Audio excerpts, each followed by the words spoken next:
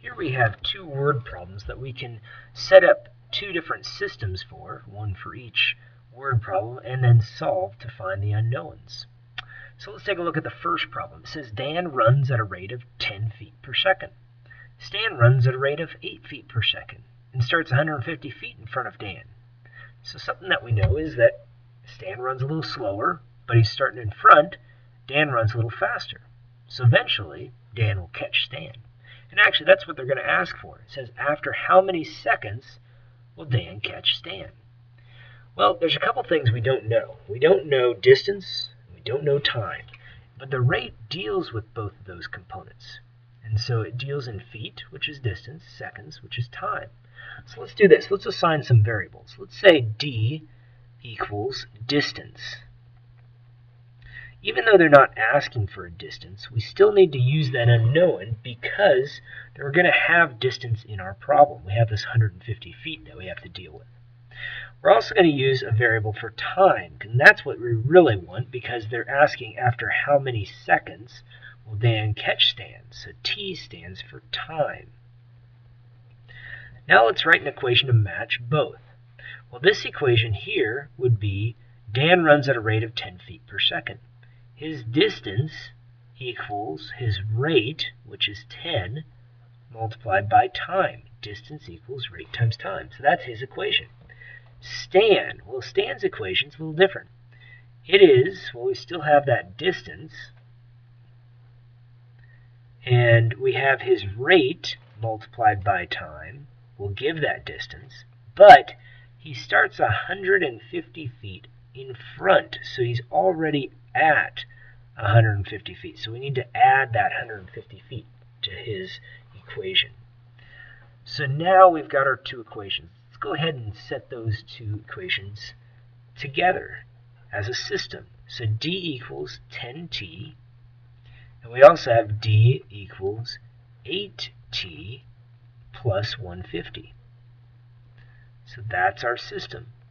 So we're going to use substitution. It's a great method here because we've got d by itself. And we could just take this 10t and put that in place of d in the equation below. So let's go ahead and rewrite what we've got. In place of that d, I'm going to write down 10t, because that's what d is, equals 8t plus 150. So we go ahead and do some opposite operations here. We'll subtract that 8t from both sides. And we've got ourselves a 2t. So now we have 2t equals 150. So we just have one final step, and that's to take half of 150. And when we end up doing that, we find the number of seconds it's going to take Dan to catch Stan. And that would be 75 seconds. So as long as they run at that consistent rate of 10 feet per second for Dan and Stan running at the 8 feet per second, eventually they're going to be that far. Well, the next logical question would be, how far did they run? And they didn't ask it, but let's go ahead and solve for it. All we have to do is substitute the value of t in place of t into one of those two equations. Which one's easier? Hopefully you said Dan's equation, because all we have to do is multiply by 10. So it would just be d equals, and then 10 times by 75. So 75 seconds times 10 feet per second gives us 750 feet.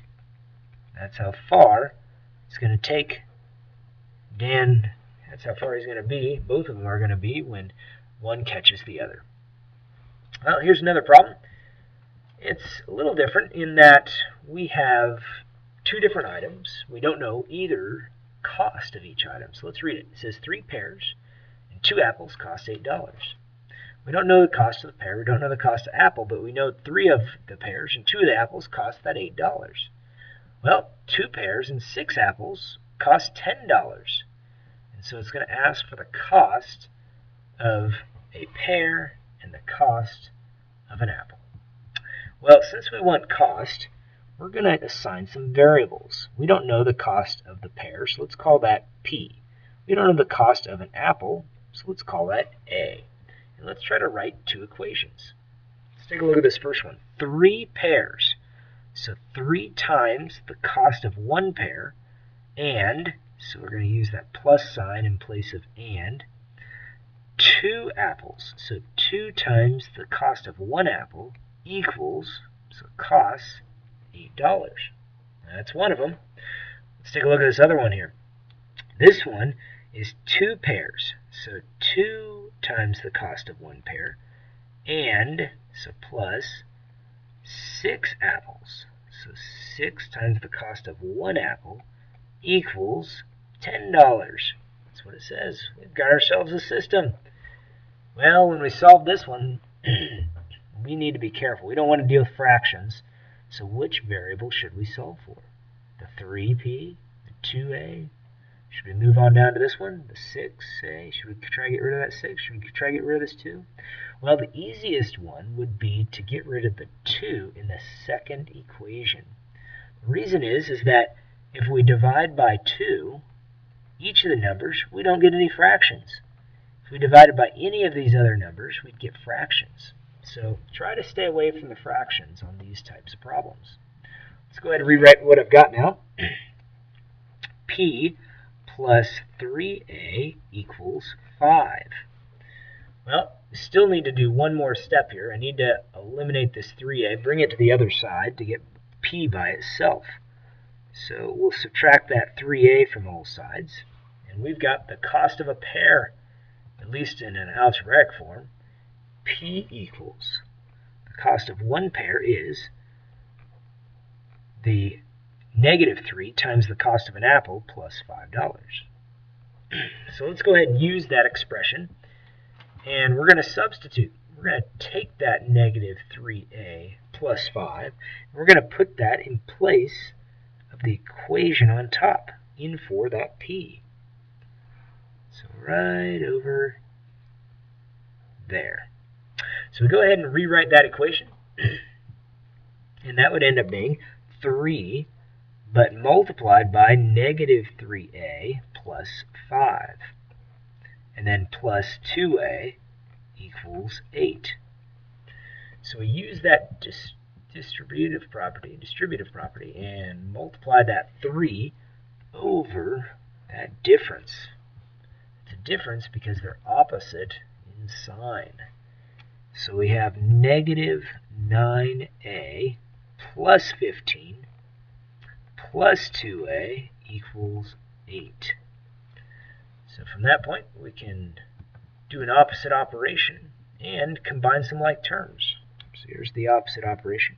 I'm going to subtract that 15 from both sides, and then collect those two terms, and we'll have something close to the answer. So here we have -7a equals, and then I have to subtract those two numbers, -7. Wow, we're going to go ahead and do that division. We're going to get $1. I'm going to divide by -7. Well, -7 goes into -7. Wow, 1 apple costs $1. That's a lot of money for an apple. At least I think it is. Unless it's about a 1-pound apple. Well, from that point, we're going to go ahead and find the cost of 1 pear. We do that by substituting. Put that 1 in place of a. Use this equation because p is already solved for. So let's rewrite it. P equals, and then -3 times by the cost of an apple, which is $1, plus 5. So we go ahead and do some more work there.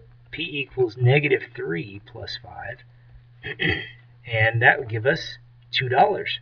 $2 for the cost of a pear. Whew, I don't know. I'd stay away from those costs. That seems like a lot of money. Anyhow, we've got our costs. Pears cost $2 for one of them at least, and apples cost $1. Now you don't have to write this as an ordered pair because they're two separate things. We can just leave them as two separate numbers like that. So A is $1, apple is $1, and the pear was $2.